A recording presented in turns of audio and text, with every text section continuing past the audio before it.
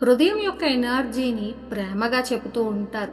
ఈ ప్రేమని మనము విజ్ఞానంతో అంటే విజ్డమ్‌తో యూజ్ చేయాలి. ఎలా పడితే అలా యూజ్ చేయడానికి లేదు. ఎవరికి ఎంత, ఎక్కడ, ఎప్పుడు, ఎలా ఇవ్వాలి అనే అవగాహన అనేది ఉండి తీరాల్సిందే.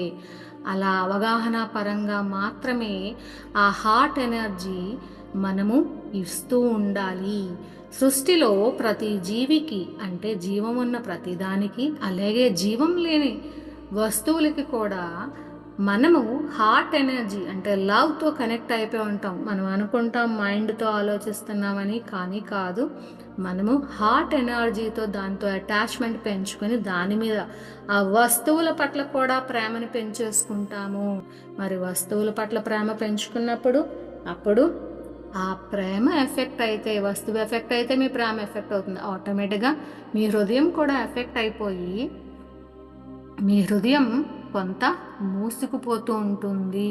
అలా మూసుకుపోయినప్పుడు విశ్వంలో అనంతత్వానికి మీరు ఎలా ఓపెన్ అవుతారు? మీ యొక్క హృదయం ఎలా ఓపెన్ అవుతుంది? ఓపెన్ అవ్వడం అనేది జరగదు. అలాగే ఈ ప్రేమ అనే ఎనర్జీ మీ హార్ట్ నుంచి వస్తున్నప్పుడు దాన్ని మీకోసం మీరు వాడాల్సిన అవసరం కూడా ఉంది. ఎప్పుడూ వస్తువుల మీదకో వేరే వారి మీదకో కాదు. మీకోసం మీరు వాడినప్పుడు దాన్ని సెల్ఫ్ లవ్, స్వీయ ప్రేమ అంటాము. మరి మీ మీద మీకు ఎంత స్వీయ ప్రేమ అనేది ఉంది? చాలాసార్లు మనం సెల్ఫ్ లవ్ అనేది లేకుండానే ఉంటూ ఉంటాం.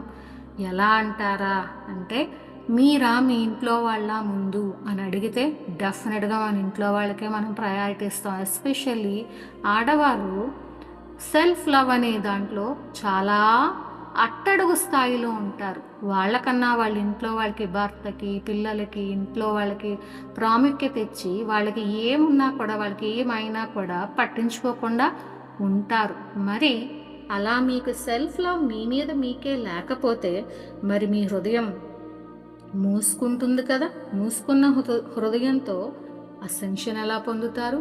మీ మీదే మీకు సెల్ఫ్ లవ్ లేకపోతే పక్క వాళ్ళని ఎలా ప్రేమించగలరు? అందుకే మొట్టమొదటిగా మిమ్మల్ని మీరు ప్రేమించుకోగలగాలి. అలాగని స్వార్థంతో ఉండమని కాదు. స్వార్థం వేరు, సెల్ఫ్ లవ్ వేరు.